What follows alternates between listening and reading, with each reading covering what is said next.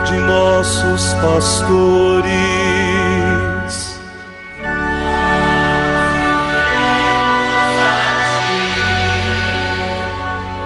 Professando todos uma só fé,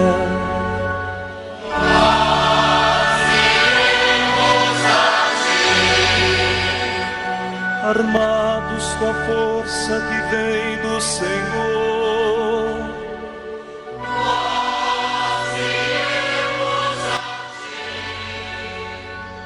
sob impulso do Espírito Santo. E nesta quinta-feira da segunda semana do tempo pascal, meu querido irmão, minha querida irmã, a igreja nos apresenta um texto da sua tradição. Encontramos lá, na segunda leitura do ofício das leituras, na liturgia das horas, um texto tirado dos tratados de São Gaudêncio, bispo de Brescia, do século V da nossa era cristã. O título que acompanha esse texto é o seguinte: O dom do Novo Testamento concedido como herança. Ouçamos então essa palavra da igreja, que hoje é catequese, instrução para a nossa vida de fé. O sacrifício celeste instituído por Cristo é verdadeiramente um dom do Novo Testamento concedido como herança. É o dom que ele nos deixou como garantia da sua presença na noite em que foi entregue para ser crucificado. Este é o viático da nossa peregrinação. É o alimento que nos sustenta nos caminhos desta vida até o dia em que, partindo deste mundo, formos ao encontro do Senhor. Pois ele mesmo disse: se não comerdes a minha carne e não beberdes o meu sangue, não tereis a vida em vós. Ele quis efetivamente, com seus dons, permanecer junto de nós. Quis que as almas remidas com o seu sangue precioso se santificassem continuamente pelo memorial de sua paixão. Por esse motivo, ordenou aos seus discípulos fiéis, constituídos como primeiros sacerdotes de sua igreja, que sem cessar celebrassem esses mistérios da vida eterna. É necessário, portanto, que estes sacramentos sejam celebrados por todos os sacerdotes em cada igreja do mundo inteiro, até que Cristo desça novamente dos céus. Deste modo, tanto os sacerdotes como todo o povo fiel, tendo diariamente ante os olhos o sacramento da paixão de Cristo, tomando-os nas suas mãos e recebendo-o na boca e no coração, guardem indelével a memória de nossa redenção. Com razão, se considera o pão como uma imagem inteligível do corpo de Cristo.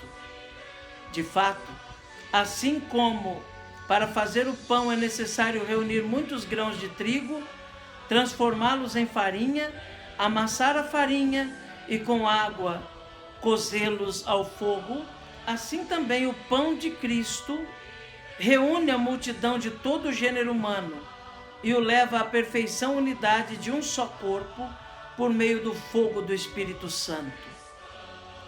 Cristo nasceu pelo poder do Espírito Santo, e porque convinha que nele se cumprisse toda a justiça, penetrou nas águas do batismo para santificá-las.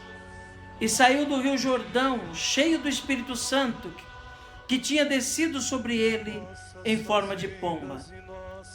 O evangelista dá testemunho disso, dizendo: Jesus, cheio do Espírito Santo, voltou do Jordão. Do mesmo modo, o vinho do seu sangue, proveniente de muitos cachos, quer dizer, feito das uvas da videira por ele plantada, espremido no lagar da cruz, fermenta por si mesmo em amplos recipientes, que são os corações dos fiéis.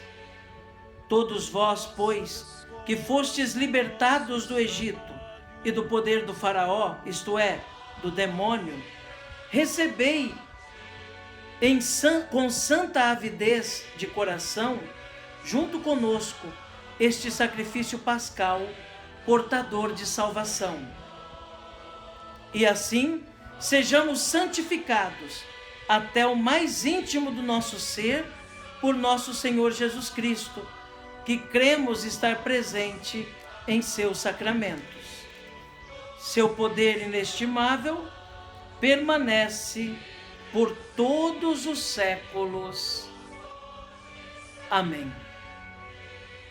Caro irmão, cara irmã, ouvimos esse texto de São Gaudêncio, que vem nos falar mais especificamente sobre o sacramento da Eucaristia.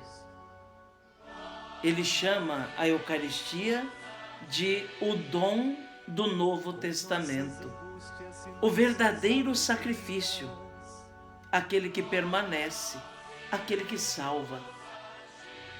São Gaudêncio deixa bem claro que acontece de fato um milagre em cada celebração eucarística. Nos deixa claro que o pão e o vinho que são oferecidos, depois da sua transformação, não são mais simbólicos, não são mais representações, mas, de fato, são o corpo e o sangue do Senhor. As oferendas, os alimentos que são apresentados, o pão e o vinho, recebem de Deus toda a graça necessária por ação do Espírito Santo para transformarem-se, de fato, no verdadeiro corpo e no verdadeiro sangue de nosso Senhor Jesus Cristo. E realizam um verdadeiro milagre na vida das pessoas. Usa uma analogia bastante bela, São Gaudêncio, ao falar do pão, que é fruto de todo um trabalho dos grãos de trigo que são triturados, amassados, misturados com a água e cozidos para se tornarem pão. O vinho também, a uva depois de colhida, é amassada, fermentada para tornar-se verdadeiro vinho. É isso que acontece com o povo de Deus, com os cristãos, com aqueles que aderem à fé, com aqueles que creem no Evangelho, com aqueles que buscam a Deus. A Eucaristia transforma. A Eucaristia transforma a vida do cristão de simples semente em pão verdadeiro, de simples fruto de uva em vinho fermentado. Realiza uma verdadeira transformação na vida da pessoa. Assim como há toda uma transformação para chegarmos aos elementos das espécies de pão e vinho, que depois serão, pela graça de Deus e poder do Espírito Santo, transformados em corpo e sangue, na vida do cristão alimentado pela Eucaristia, acontece verdadeira transformação. Jesus mandou aos seus discípulos que fizessem sempre aquele acontecimento em sua memória, que sempre tomassem o pão e fizessem com que aquele pão, pelo clamor e pela oração, se transformasse no seu corpo. Tomassem o vinho e fizessem com que pela oração e invocação do Espírito Santo se tornasse o seu sangue, para ser verdadeiro alimento e alimento de transformação de vidas, alimento espiritual, presença real e verdadeira de Cristo entre nós.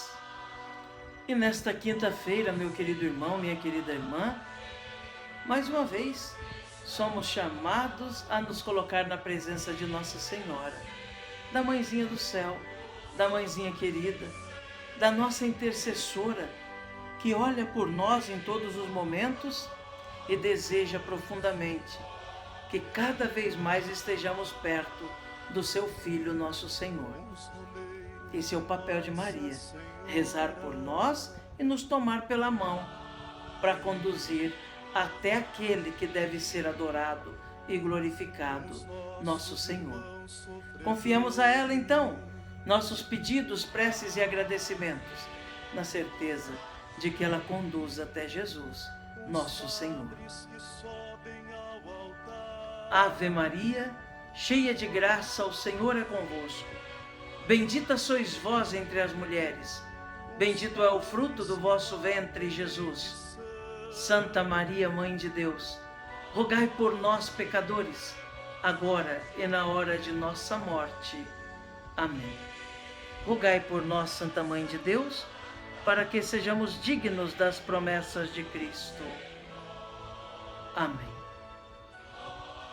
E a você, meu irmão, minha irmã, desejo que tenha uma quinta-feira repleta de Deus, repleta da unção do Espírito Santo. Que a sua vida seja realmente cheia da ressurreição nesta quinta-feira. E que você seja sinal da ressurreição na vida dos outros também, ajudando os outros a encontrarem-se com o Senhor Jesus ressuscitado. Que Jesus abençoe você, meu irmão. Que Jesus abençoe você, minha irmã. Abençoe-vos o Deus Todo-Poderoso, Pai, Filho e Espírito Santo. Amém.